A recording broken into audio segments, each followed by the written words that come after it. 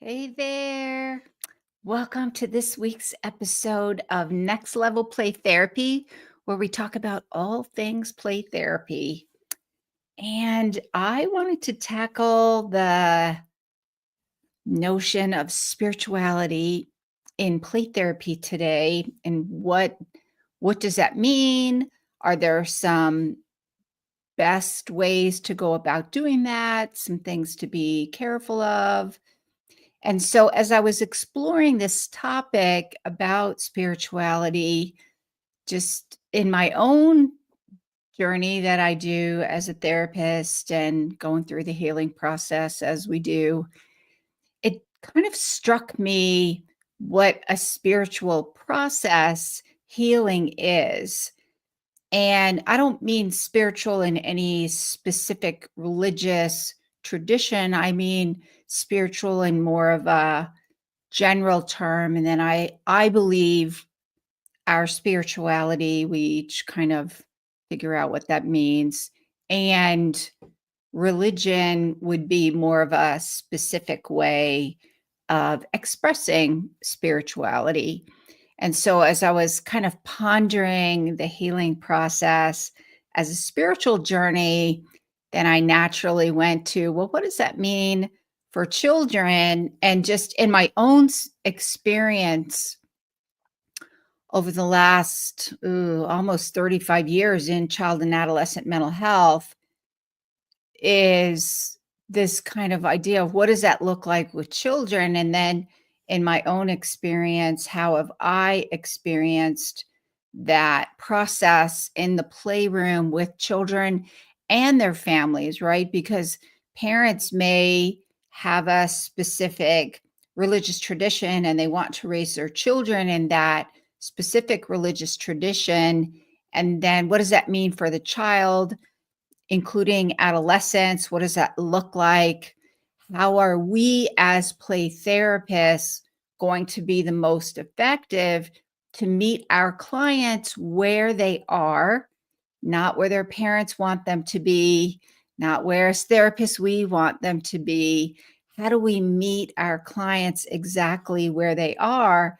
And what does that whole idea of spirituality involve when you're working with children? And so a lot of times what I'll do is when I'm kind of pondering a topic, I'll go down the professional literature rabbit holes to see what I can find because I like to try to stay up on the latest trends or the latest insights that we're gathering from the research community and the professional literature community. And I found this really interesting article by Shelley Jackson in the American Journal of Applied Psychology. So I have the article here. I'll be reading some quotes from it because it has some really good information in it. And so this is back from 2012. And I still thought there were some interesting points that were made in the article, and I thought I would share them with you as well, because this one was more kind of general in nature, what are the benefits? What are some things you want to make sure you are mindful of so that you don't get into negative things in the therapeutic relationship. So that's what we are talking about today. I would love to know who's here today. So if you're watching live on Instagram, go ahead and post your name in the comments, where you're from, what populations you work with, how does spirituality come up for you in the playroom? And also, same if you're watching live on YouTube or LinkedIn, I would love to know who's here. Post your name in the comments, population you work with. What are your experiences of navigating spirituality in the therapeutic process? I think sometimes, I don't know, my experience has been sometimes in the professional community, There's, which I'm sure in that, reflects the wider community culture in general that people have, um, when you say spirituality, it can raise different kinds of responses. And I think that's true in the general culture. And depending on where you are in the world, that may look a little different. Here in the United States, that can create activating some triggers from people, even subtle ones where they might not necessarily be aware what they're doing. But so I think as professionals working to use best practice, spirituality can be kind of a challenging thing to navigate sometimes just because of our own personal beliefs, our own personal experiences and expectations of parents, and really how do we what is the view of children and spirituality and adolescents. So I thought this would be a good topic for today. So hi, Katie. Katie is from Ireland, work with 4 to 12-year-olds mostly. Haven't thought about it much, right? I feel play therapy can be spiritual in itself. I agree, right? So, and then kind of what does that mean, right? So Katie says, comes from nature. I love nature. I agree. I would agree with that. I get out to nature and just the world stops and I reconnect and I get rejuvenated. So I totally agree with you. I do use nature in my work. That's awesome. That's real. When I was working residential, we did that residential treatment. I worked in a couple of residential treatment facilities and we did that a lot. Then in private practice, I did that a little bit too when I was in Virginia on the East Coast. So we have Lourdes. I hope I pronounced your name right. I'm pretty sure I did. A lecturer in early childhood studies at Middlesex University in London, embarking on my journey as a PhD candidate and interested in spirituality and its connectedness with play. That's awesome. And okay, cool. She said, I found out about this via LinkedIn. Welcome. So the other thing is, if you find this information helpful, please feel free to share it across your social media platforms. If you're watching on LinkedIn, if you're watching on YouTube, go ahead and hit that subscribe button and notification so you get notified. Yeah, so Lourdes says, I agree with Katie, nature, play, and spirituality. I foster natural materials in play. That's awesome. And my background is actually in education. So I got my start in special education, working with children in elementary school and special education with emotional problems. So let's dive. And again, share your insights, questions. Feel free to ask those. The only thing that I ask people, because this is a public format, not to necessarily share current information about clients in order to maintain some of that privacy of the work that you're currently doing. So let's get started. So I thought it would be helpful to kind of define what spirituality is. And so I do what I normally do, and I go and consult. I call it Dr. Google. And now Dr. Google has AI capabilities. So I got this really awesome quote, which is in the description. So if you are looking at the description, this is the description that I got from Google. And so I'm going to quote, it's a quote from Google, Dr. Google. So in play therapy, spirituality refers to the exploration of a child's sense of connection to something larger than themselves, often through play-based activities, which can involve themes. This is the part that I thought was really interesting. Themes of meaning, purpose, wonder, connection to nature, others, or a higher power, regardless of specific religious beliefs. It's about accessing a deeper part of their being through the playful process. And I loved that definition. And just already based on the comments that we're getting, I would say you guys probably agree with that as well. And so when I went to explore what the literature says about spirituality and play therapy, there was an article that I came across, and it's called Children, Spirituality, and Counseling by Shelley A. Jackson. I put the citation in the description in case you're interested in looking at it. And so there was a quote. So in this article, Ms. Jackson was really kind of pulling from the literature at the day, looking at some of the research, as well as definitions that researchers were giving about spirituality. And there was a really interesting definition that she quoted by Benson et al., which is the process of growing the intrinsic. So spiritual development in children can be defined as the process of growing the intrinsic human capacity for self-transcendence. Big word, pretty cool word though. I like that word. Self-transcendence, in which the self is embedded in something greater than the self, including the sacred. It is the developmental engine that propels the search for connectedness, meaning, purpose, and contribution. It's shaped both within and outside religious traditions, beliefs, and practices.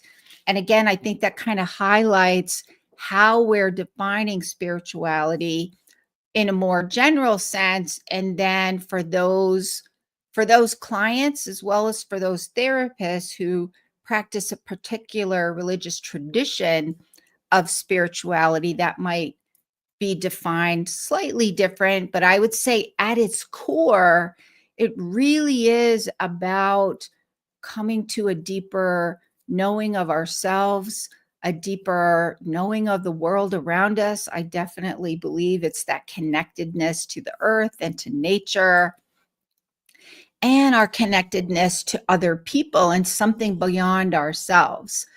I talk to a lot of play therapists and a lot of people interested in my online play therapy consultation program called Play Therapy Academy. So I usually meet with people and I'll talk with them to make sure Play Therapy Academy is a good fit.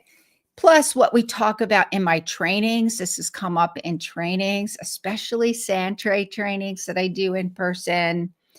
Um, Also, it'll come up in different trainings, that whole notion of spirituality. And what I find is that a lot of times play therapists or therapists will say that they feel like being a therapist, being a play therapist is a calling. And I know that's true for myself. I've always felt like it's a calling, and kind of going in and making a difference. There's that meaning making, right? Having a purpose. What is your purpose? And I feel like for a lot of play therapists and a lot of therapists in general, that whole sense of purpose and making a difference in the lives of others feels more like a calling than just like a job. And so, what does that also mean for our clients when they're coming in and we're working with them?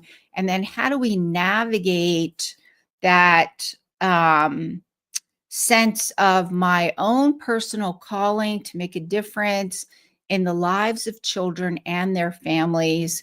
And also be mindful that my clients are coming in as kind of multi-dimensional beings into the playroom and into my office.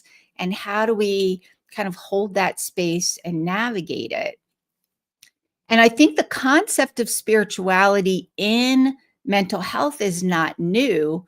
We know from Gestalt therapy that play therapy looks at the whole being, including seeing humans as spiritual beings. We know from the work of Carl Jung that he looked at spirituality in the psychoanalytic therapy process and coined the term the collective unconscious, that sense of something outside of us that transcends time and space. And so if we look at spirituality that way, and we look at spirituality within the mental health context, what does that look like? And spirituality for children. And so in this article by Ms. Jackson, Shelley A. Jackson, titled Children's Spirituality and Counseling, she cited a study done by Champagne, in which this researcher, Champagne, back in 2003, conducted a study to examine spirituality in children. And so the study was observing children in play, 60 children in a daycare setting, looking at 100 hours of observation. And what they were looking at in these interactions with children, these observations that they had videotaped, they were looking at children's activities, their facial expressions, and their conversations. And then what they did is they took all that 100 hours of observations, and he or she came up with 3 categories of spirituality in children. And so the first category was sensitive spirituality. And so if you're a play therapist, tell me if this doesn't resonate with you. Yes. So Katie says, yes, being a play therapist is always felt like a calling. And I feel like for a lot of us, it does. And I wanted to acknowledge that as well, because we talk so much about holding a sacred space. And that's kind of what got me down. It's like, what sacred space? That's spirituality. And then I start pondering things and go down these rabbit holes. And so, yeah, so what does that mean? So if you're, or Lord, you are early childhood, I think this is probably going to resonate with you as well, which is the 3 categories. The first category is of spirituality in children is sensitive spirituality. And I'm going to quote here, it defined as, quote, the idea that children using their senses is not just a way to communicate, it's a form of being. Using their senses is their way of perceiving and being connected to the world. And I would say that's true. And I see that a lot in the play therapy room, but we also know that from all of the decades of neuroscience now. We know that whole sensory system that connected with the autonomic nervous system and how we're regulating and sensing the world around us, and how are we making meaning of that sensory information, right? Those implicit experiences that we have, then we're making meaning from those and stored away, and that influences how we navigate the world. Also, that whole idea of spirituality is a sensory aspect of just kind of knowing and experiencing what's going on around us, but also being tuned into things outside of ourselves. And what does that mean? And so the next category that Champagne identified is called relational spirituality. And this is defined as, quote, their ability to connect with others, show affection, offer sympathy and forgiveness. And so how many of you have worked with really sensitive kids who just pick up on everybody's emotions? They're kind of like the caretakers. Also, this was me growing up. This was me. I picked up on everything. I picked up things in my family that I knew were not like I grew up in a home that was a little on the dysfunctional, so well, it was a lot on the dysfunctional side, right? Like many of us. And I remember thinking as a kid, this is not right. I mean, I can remember thinking this when I was like 7, 8, 9, picking up a 10, thinking there's something not right about this. And years later, after I discovered therapy and got into counseling, I was like, oh my gosh, I was right. But I think we don't necessarily think about that children are very perceptive and relationally, they're going to pick up on things. Also, they're going to be very attuned to others and emotions and the experiences of others, maybe others who are hurt. I mean, how many times do you hear stories or observe children who go up and see another person who's hurting and kind of put their arm around them? These are usually the kids who have super sensitive hearts. And so sometimes they tend to be anxious because they worry about everybody and anything. So this category of relational spirituality, I think we do see this in children. And then the third category of spirituality that was identified by Champagne is called existential spirituality.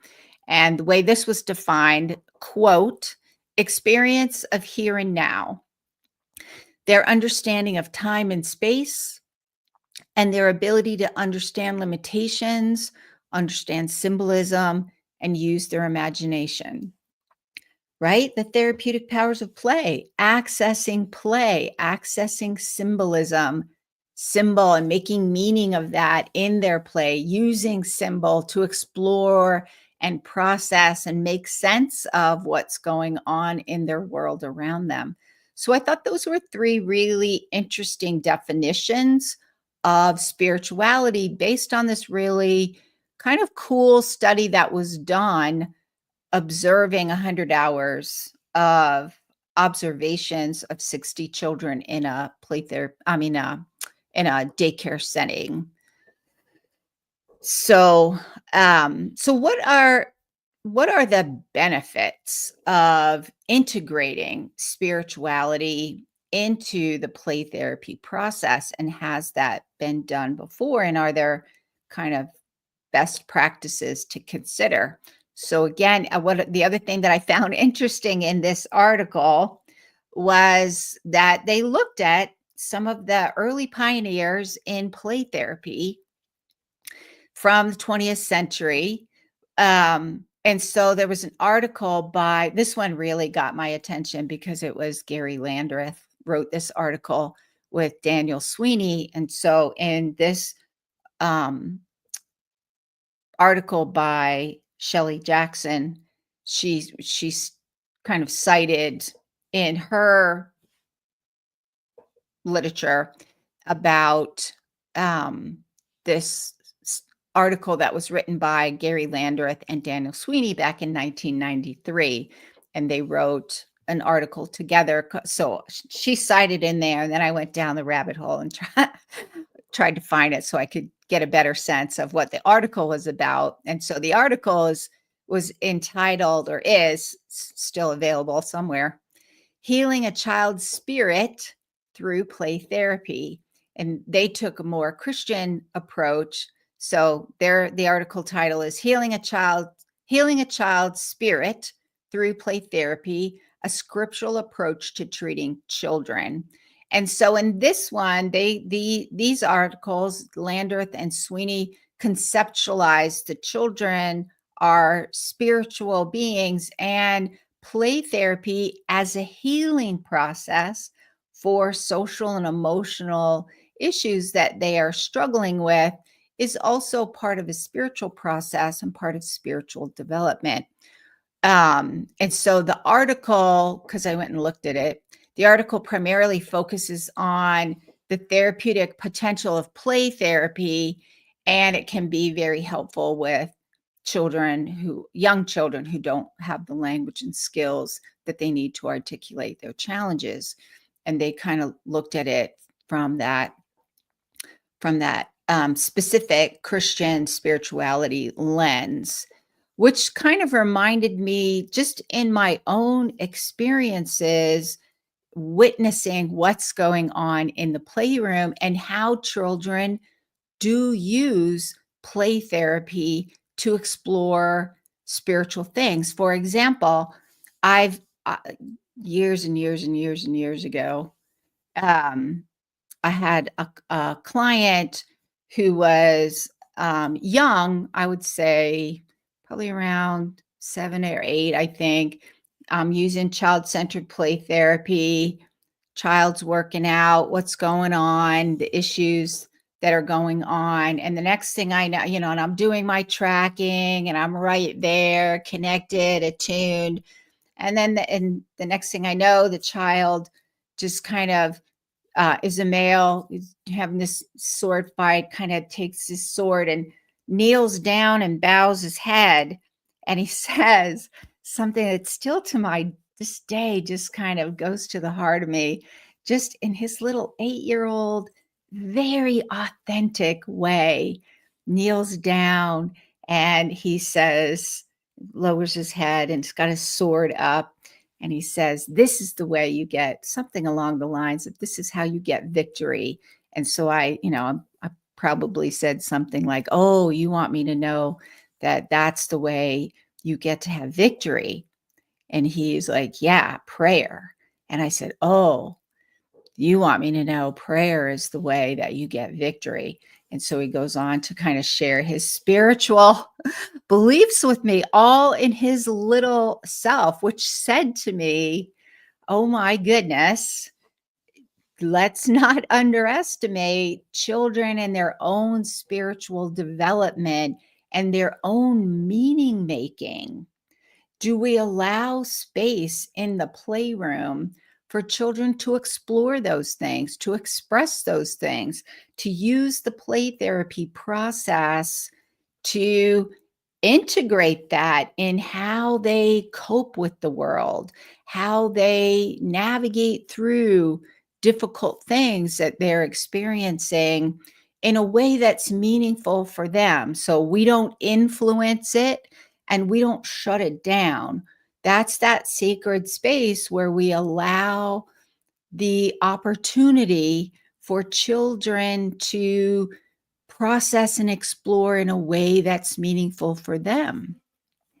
I've also had numerous times where parents have come to me because we shared a specific spiritual background and they wanted to make sure that their child wasn't being influenced by the big bad world against their spiritual beliefs.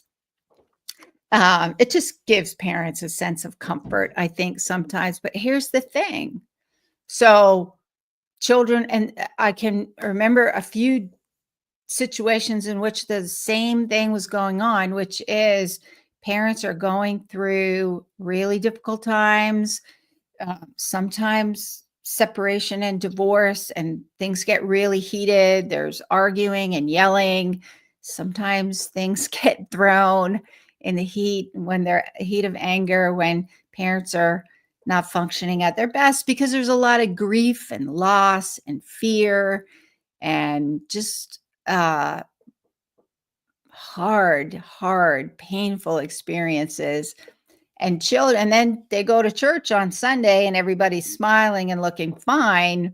That's confusing for kids, for that to happen. And so in the playroom, do we allow space? We're not going to influence the child's experience and what they process. And I think in the playroom, I think for children, they can have that as an opportunity to figure out what that means, because there's a lot of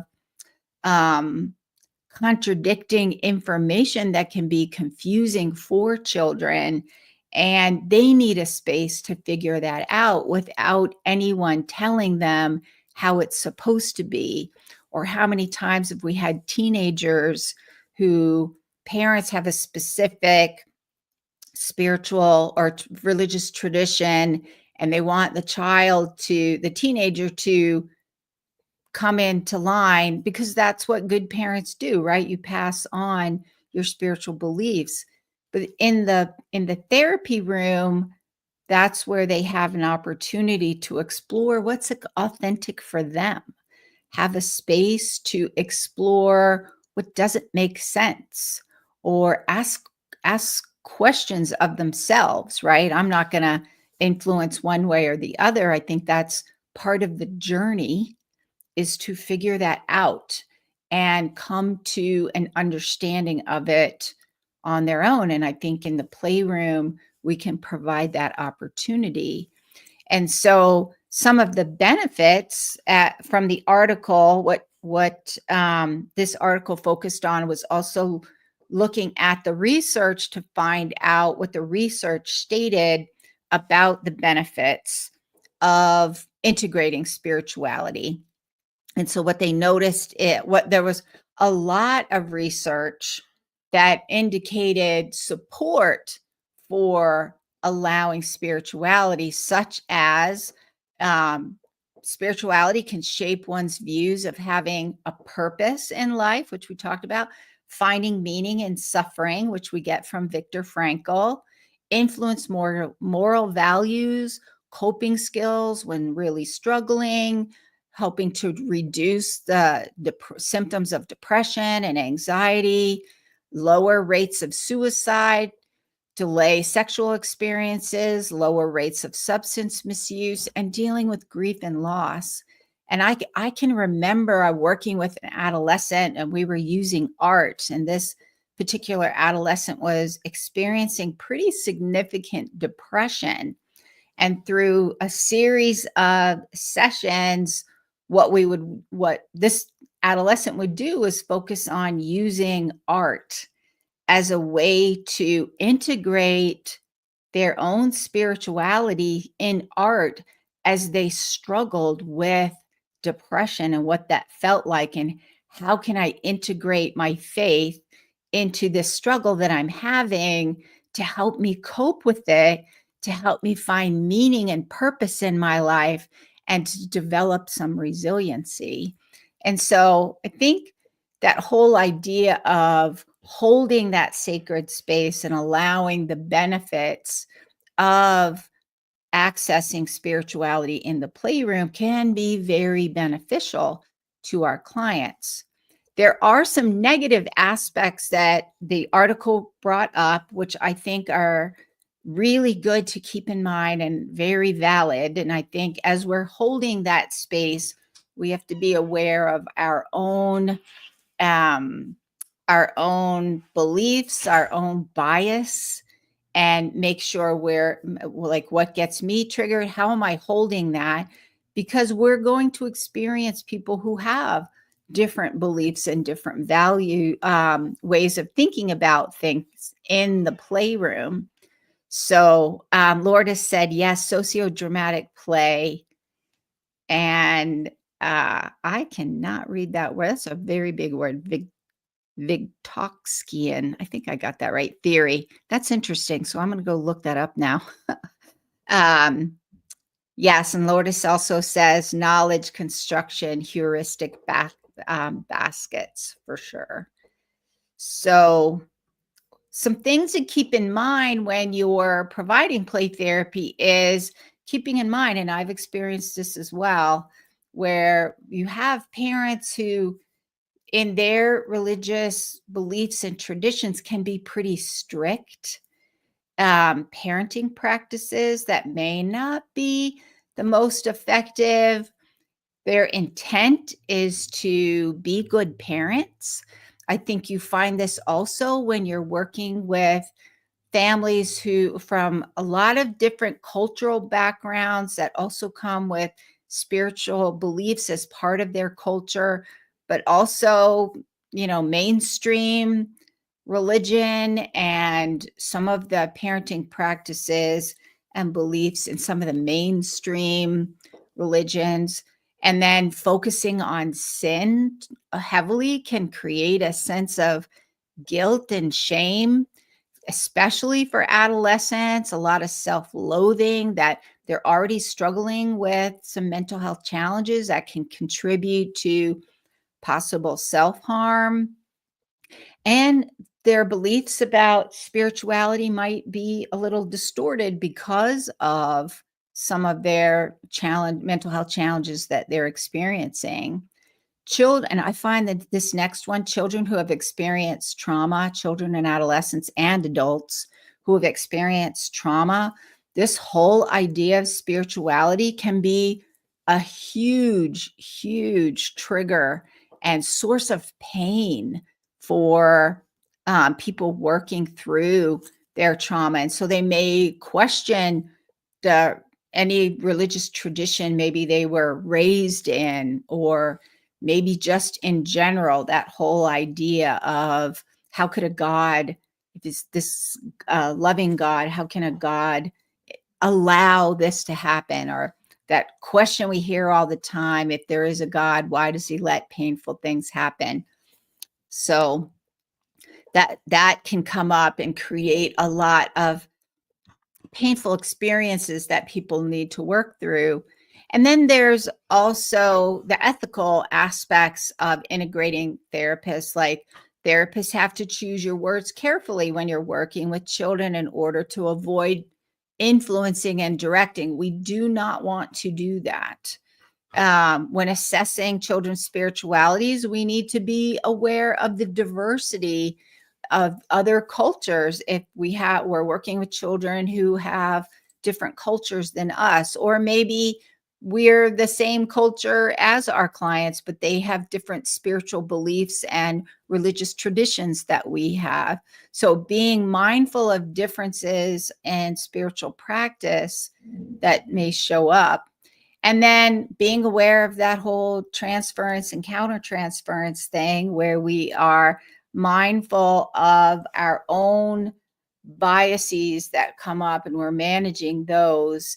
And then when we're using self-disclosure is always for the purpose of benefit to clients, but you have to be careful about that, because it also can set up expectations from parents about what's you're going to do. So if you share a similar religious tradition, then parents may be expecting one thing for you. You're going to do it this way, like they want it done, but that's not necessarily what we do in the playroom. So just being mindful of managing that. And when you use self-disclosure, what is the purpose of that?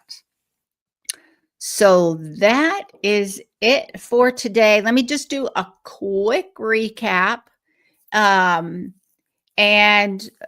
Spirituality can be seen as a way of being and connecting that includes our sense of self, our sense of belonging to others, connection to the world around us and nature. And spiritual development, just like physical, emotional, and cognitive development, is part of what children experience. And we experience spiritual development throughout our life as much as we do the other areas of development. And then what research has shown is that integrating spirituality in the play therapy process, or the therapy process in general, can be very positive. It can help with coping skills and having a better sense of self, and developing resiliency, finding meaning and purpose in life.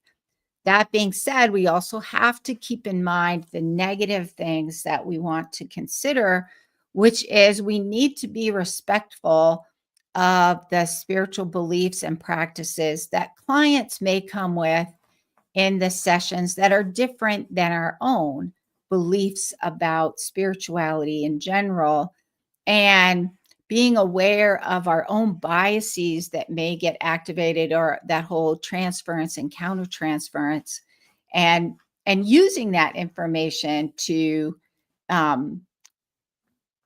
facilitate the healing process, at the same time, we have to be aware of it and make sense of, hey, what's going on? Is this me or is this my client or is this both of us?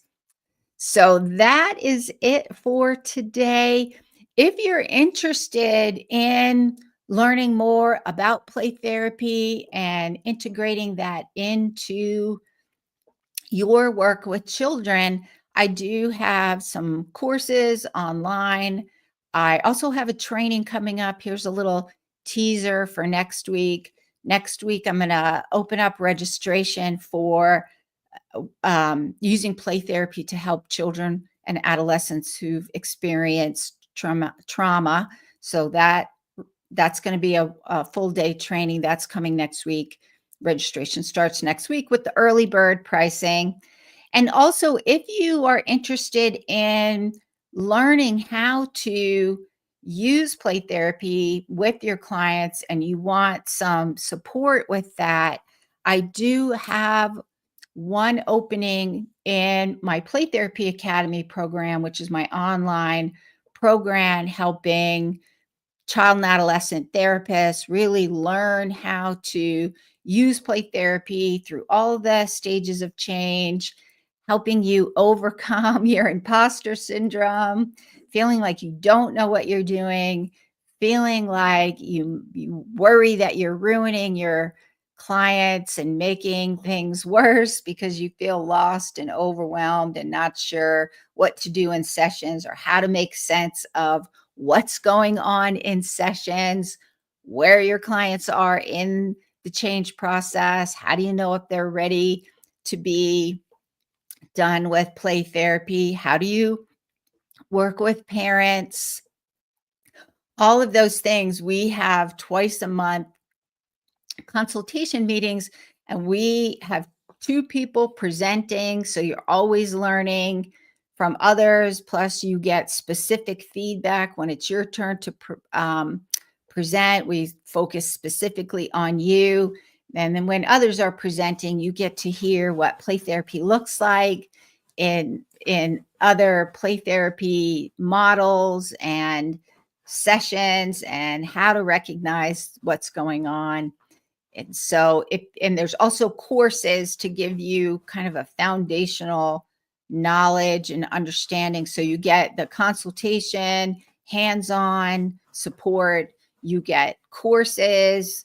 There's a group chat feature so that in between sessions, tons of support in between sessions. So if you're interested in Play Therapy Academy, you're going to want to schedule a video call with me. It's a free 30-minute video call just to make sure it's a good fit for you. And I can explain a little bit more. You can tell me what's going on.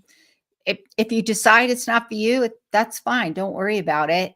And if you're interested and you're curious, schedule a video call with me. So you can access the courses and also find out more about Play Therapy Academy by going over to my website. And my website is rhplaytherapytraining.com. That's Renewing Hearts Play Therapy Training. So rhplaytherapytraining.com. If you're interested in the courses, go to the courses page.